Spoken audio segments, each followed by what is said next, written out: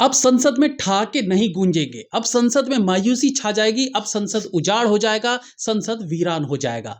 जी हां, कांग्रेस के साथ साथ देश की सभी पार्टियों के लिए कल काला दिन था, क्योंकि राहुल गांधी से उनकी लोकसभा की सदस्यता छीन ली गई थी। इसके लिए हो सकता है कि संसद में 2 मिनट का मौन भी रखा जाए, क्योंकि देखो, संसद में राहुल बाबा नहीं तो एंटरटेनमेंट नहीं। अब कपिल शर्मा को तो वहां बुलाया नहीं जा सकता था, तो इसलिए राहुल गांधी जी को रखा गया था और वो समय समय पर सबको एंटरटेन करते भी थे।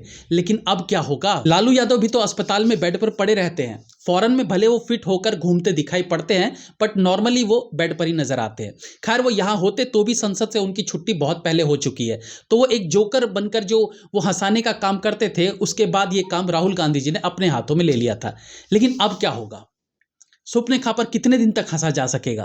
खैर, राहुल गांधी जी की सदस्यता छीनने का पूरा आरोप मोदी जी पर लगाया जा रहा है, क्योंकि अभी उनकी सरकार है और देश में अगर किसी का पेशाब सफेद की जगह हरा भी हो रहा हो, तो भी इसके लिए मोदी जी को जिम्मेदार ठहराया जाना चाहिए, ऐसा दिल्ली के सर जी का मानना है। अब सवाल यह उठता है कि राहुल गांधी की सदस्यता गई क्यों? क्या कसूर था उनका? ये कांग्रेस वालों से ज्यादा बीजेपी पूछ रही है, क्योंकि राहुल गांधी के जाने से उनका नुकसान ज्यादा हुआ है। संसद में हंसी मजाक तो बंद हो ही गया, अब उनकी जगह कोई ढंग का नेता इलेक्शन में खड़ा होगा तो बीजेपी का नुकसान। राहुल गांधी के उलूल जुलूल बयान से जो उनकी मट्टी पलीत होती थी वो बंद, तो बीजेपी का नुकसान। कांग्रेस के बड़े नेता जो इस नेपो किड से परेशान थे और अंदरूनी तौर पर जो राहुल बाबा को लेकर अपनी ही पार्टी से इन नेताओं की नाराजगी बढ़ रही थी, वो खत्म। इसमें भी बीजेपी का नुकसान है। तो भैया, विरोधियों से ज्यादा तो बीजेपी का नुकसान हुआ है। तो ये काम मोदी जी क्यों करवाएंगे?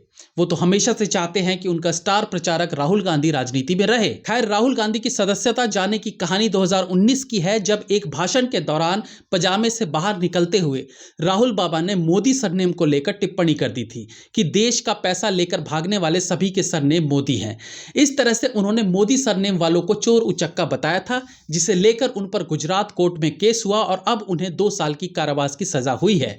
और यह प्रावधान है कि सजा पाए गए लोगों के लोकसभा की सदस्यता छीन ली जाती है। हालांकि ये बड़े नेता लोग हैं, तो ना तो ये जेल जाते हैं, ना इन पर कोई कार्रवाई होती है। आने वाले दिनों में ये अपील करेंगे और सदस्यता भी बचा लेंगे।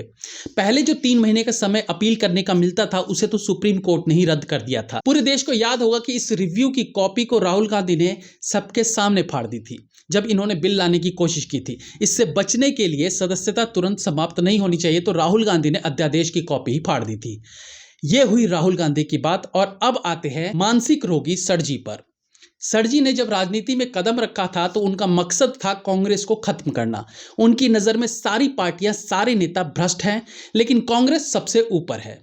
कांग्रेस को खत्म करने की मंशा के साथ इन्होंने पॉलिटिक्स शुरू की। फिर बोले कि मरते मर जाऊंगा, बच्चों की कसम है कभी पॉलिटिक्स में नहीं आऊंगा। फिर कांग्रेस और बिल का रोना लेकर इन्होंने राजनीति में कदम भी रख दिया, और जब ये सीएम बन गए तब इसी कांग्रेस के पीछे पीछे इनके हाथ जोड़े घूमने लगे कि भाई हमें अपने साथ ले लो। रात दिन एक भिखारी की तरह कांग्रेस की चौखट पर ये नाक रगड़ने लगे। लेकिन कांग्रेस कौन सी कम थी, उन्होंने भी भिखारी को भाव नहीं दिया। हमारे सर जी एक समय पर संसद से भ्रष्ट नेताओं को उखाड़ फेंकने के पीछे लग गए थे। राष्ट्रपति जी से मिले और हमने उनको बताया कि जो ऑर्डिनेंस सरकार लाने जा रही है, उस ऑर्डिनेंस से इस देश की सारी जनता बहुत खफा है, बहुत गुस्से में है। सुप्रीम कोर्ट ने एक जजमेंट पास किया था।